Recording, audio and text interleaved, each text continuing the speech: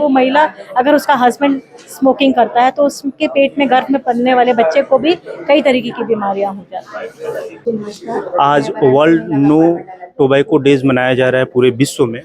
अभी हमारे साथ बातचीत के लिए डॉक्टर नेहा गुप्ता जी हैं। इनसे हम बातचीत करते हैं कि क्या तंबाकू कितना हमारे जीवन को प्रभावित करता है और किस प्रकार इसके जो दुष्प्रचार हैं आम जनमानस को मतलब कि उसे यूज करने के लिए प्रेरित करते हैं। किस प्रकार से आप देखती हैं मैम?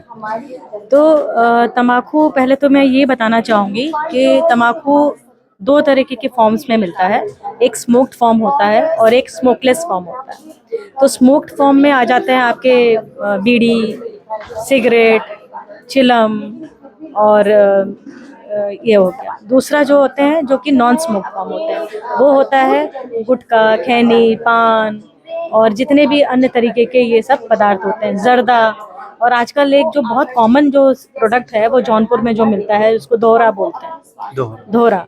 तो ये इतना ज़्यादा, इसमें कैंसर कम से कम लगभग 7,000 से लेकर 8,000 तक कैंसर की जो कीटाणु, जो प्रोडक्ट्स, केमिकल्स होते हैं जो कैंसर कॉज करते हैं, वो होते हैं। तो अब हर साल की तरह थीम होता है, इस बार भी WHO का थीम है 2025 का कि ब्राइट प्रोडक्ट्स, डार्क इंटेंशन और अनअपीलिंग द मास्क।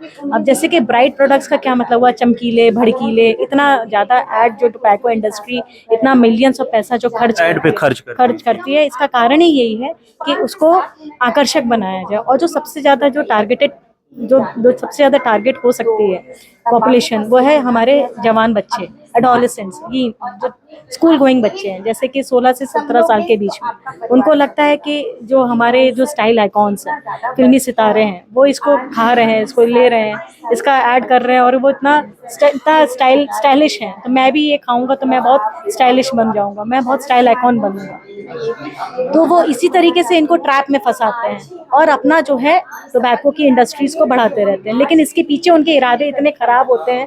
कैंसर से, टोबैको से होने वाली जो बीमारियां हैं, कितनी बीमारियां होती हैं, जैसे कि कैंसर होता है। और कैंसर ऐसा नहीं कि सिर्फ खाली मुंह का कैंसर है, वो अपने शरीर के हर हिस्से को इन्वॉल्व करता है।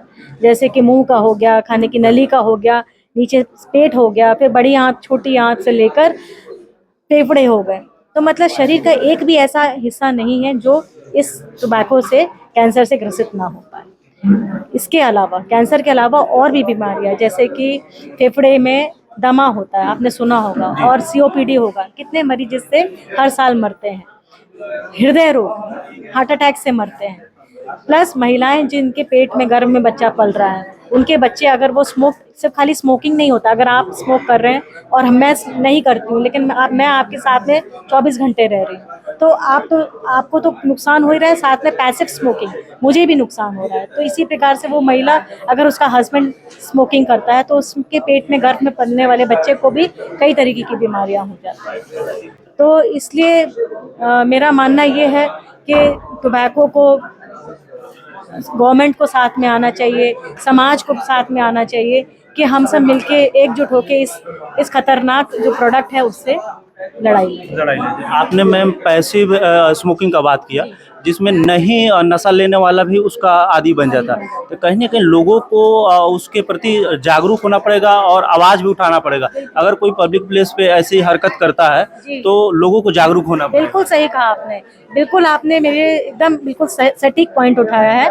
क्योंकि अगर हम ना कहना नहीं सीखेंगे, हमको ना कहना आना चाहिए। सब ये सिर्फ खाली खामोश बैठना, क्या रहे उसको पी रहा है तो पीने दो, हम उधर खिसक जाते हैं। लोगों में ये धारणा नहीं होनी चाहिए, उसको रोकना चाहिए, शालीनता से मना करना चाहिए कि भैया ये आपको तो नुकसान पहुंचाएगा ही, हमको भी नुकसान पहुंचाएगा अगर आप इसलिए इसका प्रयोग ना करें, क्योंकि ये आगे चल के और भी लोगों को नुकसान पहुंचाता है।